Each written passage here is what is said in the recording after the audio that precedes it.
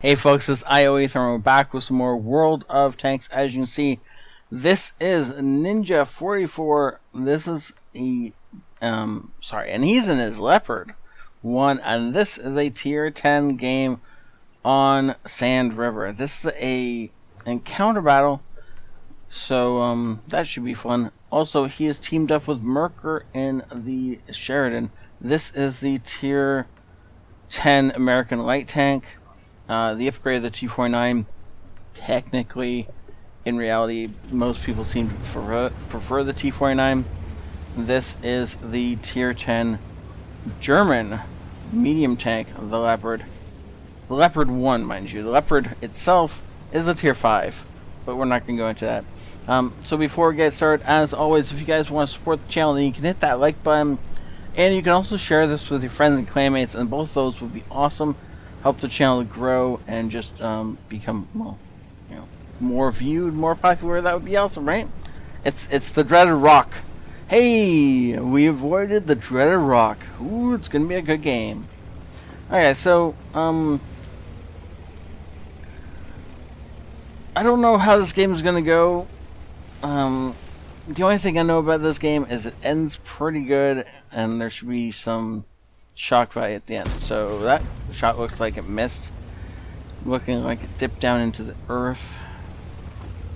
Yep, we did in fact hit. So he's going to be pushing up on this WZ. If he can get himself up into this position, take the WZ out, then he can fire into enemy heavy tanks that are around this position. And that's really what he's going to be trying to achieve in the next little bit. He wants to take this WZ out as fast as possible before he gets himself any reinforcements. He's going to be trading health with the WZ because really 400 for 200 is worth it every time, especially when you have a friend to do a little bit of surprise death. Look at that drama as he jumps the ridge and then just one-shots the poor little... Wait. Really, guys? Really?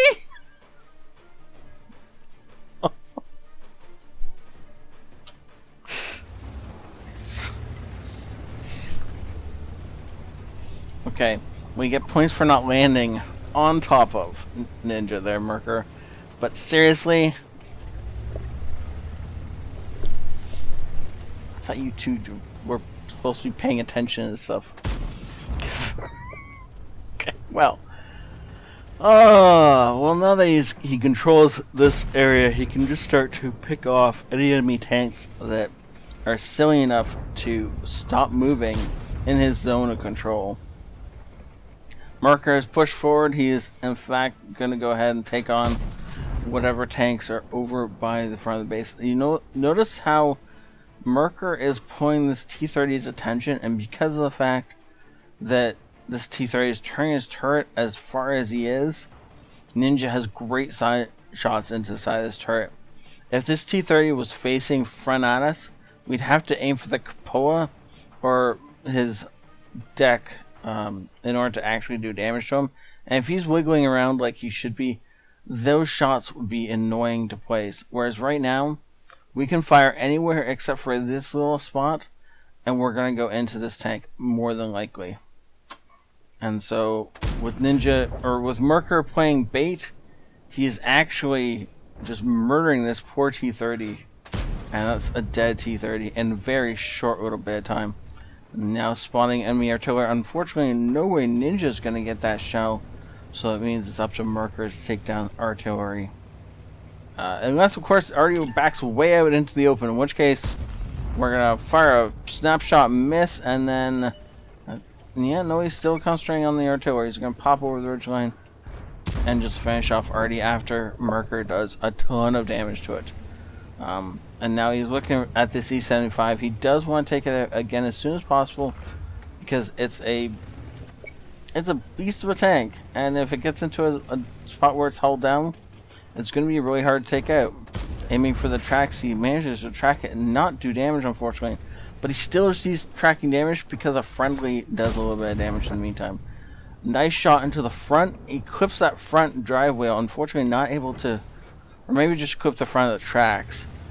Didn't in fact take out the tracks of the 140, but did do damage to it, and of course did damage to the tank.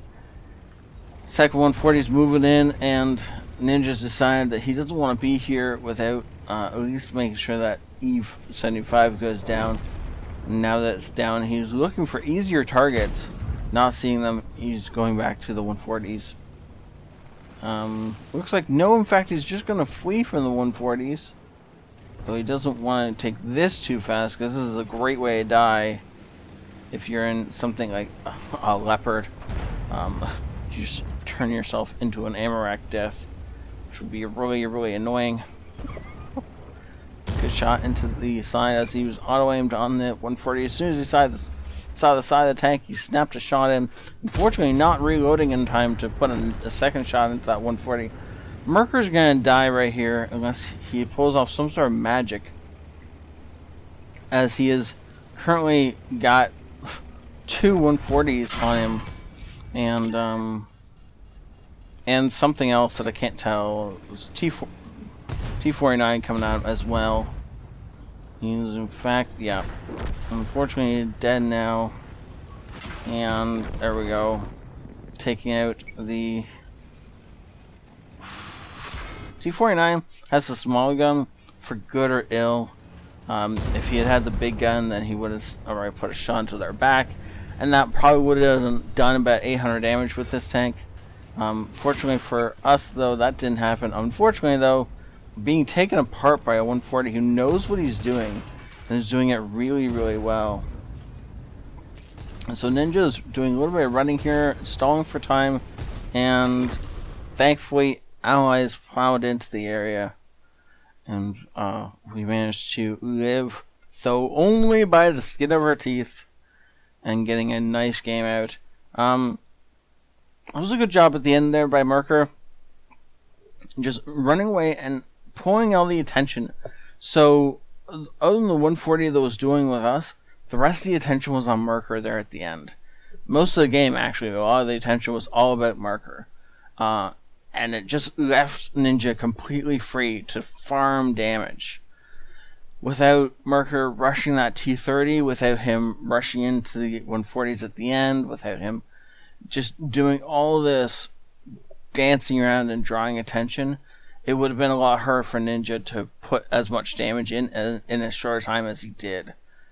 And so Merker managed to do it really well while not dying, which is the other key to this. So these two both worked really well together and made mincemeat out of a strongly defended. This was a great position for the enemies to be in up until Merker made that run through their lines, got in behind them, and just started causing chaos.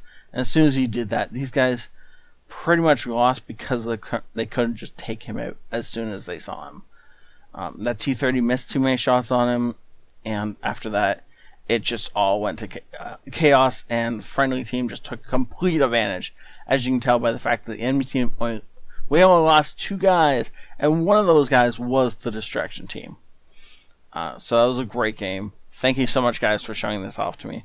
I would have liked to see Merker's perspective in all this, but we didn't really need it because we got to see that overview of just watching him tear into the enemy team.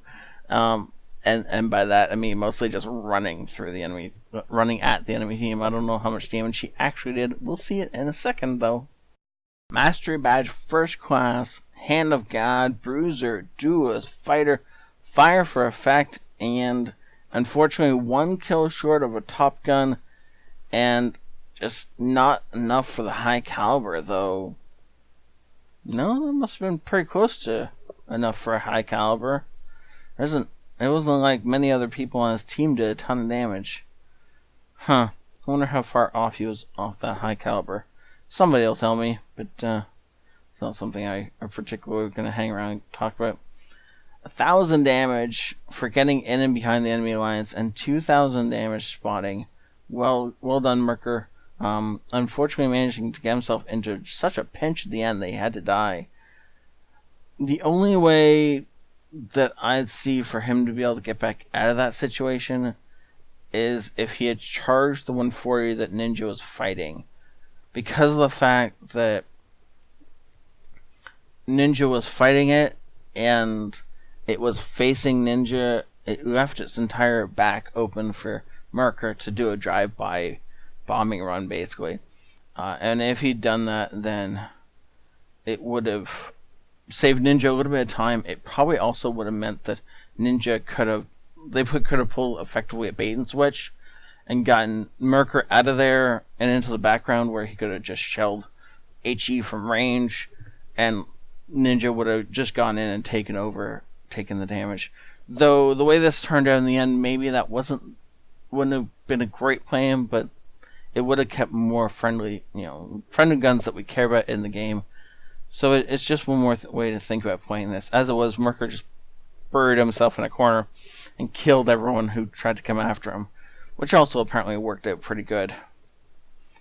Well done. Unfortunately, losing money based on the resupply costs, so I didn't see it, but apparently he was running a premium consumable, and that cost him an arm and a leg, and the reason he lost money in this game.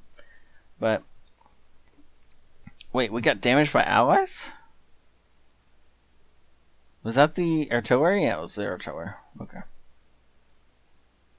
Did that take our tracks off? I didn't notice. That would have been bad if that's what happened, but oh well. Either way, this was a great game. The one round that we bounced would have done 320 damage, which is obviously more than enough to take out the last 5 health. So whatever round we bounced, that was the thing that saved the game, as is normally how this works out.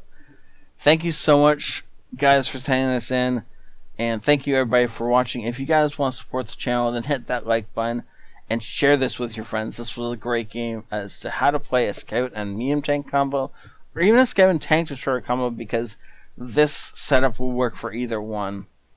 And thank you all. Have a great night. This ioEther out.